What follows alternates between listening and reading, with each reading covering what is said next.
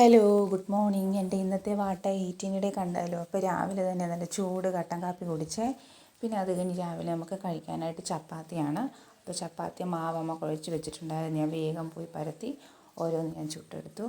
പിന്നെ അത് കഴിഞ്ഞ് അമ്മ ചായ വെച്ചു. അപ്പോൾ അതിൻ്റെ ഇടയ്ക്ക് ചായയും കാപ്പിയും മാറി മാറി കുടിച്ചുകൊണ്ട് തന്നെ ഞാൻ ചപ്പാത്തി ഓരോന്നോരോന്ന് ചുട്ടെടുത്തു.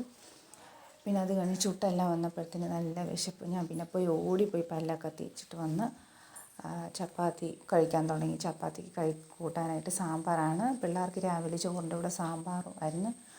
അപ്പോൾ അതും കൂട്ടി രാവിലെ ചപ്പാത്തി കഴിക്കാനിരുന്നു. അപ്പോൾ ടി വി ഇതാ സിനിമ ഉണ്ടായിരുന്നു, നമ്മുടെ മോഹൻലാലിൻ്റെ കിലുക്കം സിനിമ. അപ്പോൾ അതും കണ്ടുകൊണ്ട് കുറച്ച് നേരം ഞാൻ കുഞ്ഞിനും കൊടുത്ത് ഞാനും കഴിച്ചുകൊണ്ടിരുന്നു.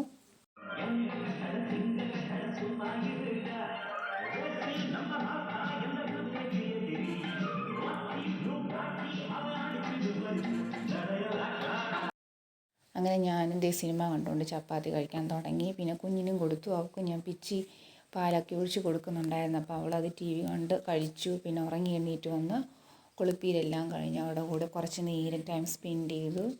പാട്ടും ഡാൻസും ഒക്കെ ആയിരുന്നു. പിന്നെ ഉച്ചയ്ക്ക് കഴിക്കാനായിട്ട് സാമ്പാറും പിന്നെ പയർ മെഴുക്ക് വരട്ടിയായിരുന്നു.